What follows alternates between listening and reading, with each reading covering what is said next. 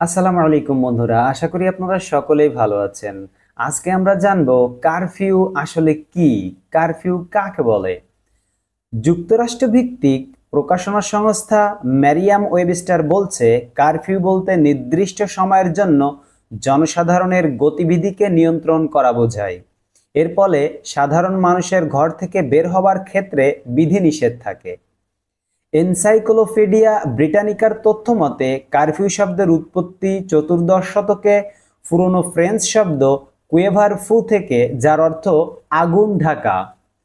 ফ্রান্সে সে সময়কার বেশিরভাগ বাড়ি তৈরি করা হতো কাঠ দিয়ে, আর ঘর গরম রাখতে মেঝের মাঝখানে আগুনের ব্যবস্থা করা হতো, কারণ ফ্রান্স হলো একটি শীত প্রধান দেশ। কিন্তু এর ফলে দুর্ঘটনার সংখ্যাও থাকতো। তাই সন্ধ্যার দিকে জনসাধারণকে সতর্ক করার জন্য একটি ঘন্টা বাজানো হতো, যাতে করে তারা রাতের বেলা আগুন নিভিয়ে রাখে। অর্থাৎ তারা ঘরের ভিতরে যে আগুন জ্বালায় তাদের শরীরকে গরম রাখার জন্য, সেই আগুন যেন তারা রাতের বেলা নিভিয়ে রাখে, সেজন্য সেখানে একটি ঘন্টা বাজানো হতো সতর্ক করার জন্য। সেই ঘন্টাকে ডাকা হতো কারফিউ। অনলাইনে আইনি তথ্য দেয়া থমসন রয়টার্সের একটি প্রতিষ্ঠান ফাইন্ড ল বলছে, তিন ধরনের কারফিউ আইন আছে, যার একটি জরুরি কারফিউ আইন। সাধারণত নির্দিষ্ট সংকটের প্রতিক্রিয়ায় স্থানীয় রাজ্য বা ফেডারেল সরকারের অস্থায়ী আদেশে জরুরি কারফিউ আইন জারি করা হয়। যেমন প্রাকৃতিক দুর্যোগ, হারিকেন, দাবানল, বিস্ফোরণ ইত্যাদি; জনস্বাস্থ্য সংকট, রোগ, মহামারী ইত্যাদি; নাগরিক সংকট, বিক্ষোভ, দাঙ্গা, সন্ত্রাসী, হুমকি ইত্যাদি।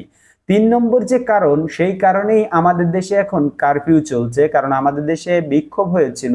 আপনারা সকলেই অবগত আছেন যে ছাত্র সমাজ যে বিক্ষোভ ডেকেছিল, সেই যে বিক্ষোভ ঠেকানোর জন্যই সরকার প্রশাসন কারফিউ ডেকেছে। তো এই হচ্ছে আপনার কারফিউ। কারফিউ আসলে কি, আমি মনে করি আপনারা আসলে বিষয়টি বুঝতে পেরেছেন যে কারফিউ আসলে কি এবং কোথা থেকে এসেছে। এক কথায় বলতে গেলে কারফিউ হলো যে ফ্রান্সে মানুষ আগে ঘরকে গরম রাখার জন্য আগুন জ্বালাতো, সেই আগুনকে নিভিয়ে দেওয়ার জন্য ঘন্টা বাজানো হতো, আর সেই ঘন্টাকে বলা হতো কারফিউ। আশা করি আপনারা বিস্তারিত বুঝতে পেরেছেন। বাংলাদেশে কারফিউ কতদিন থাকবে এই সম্পর্কে আমার ইউটিউবে ভিডিও আছে, আশা করি ভিডিওটি আপনারা দেখবেন। আল্লাহ হাফেজ।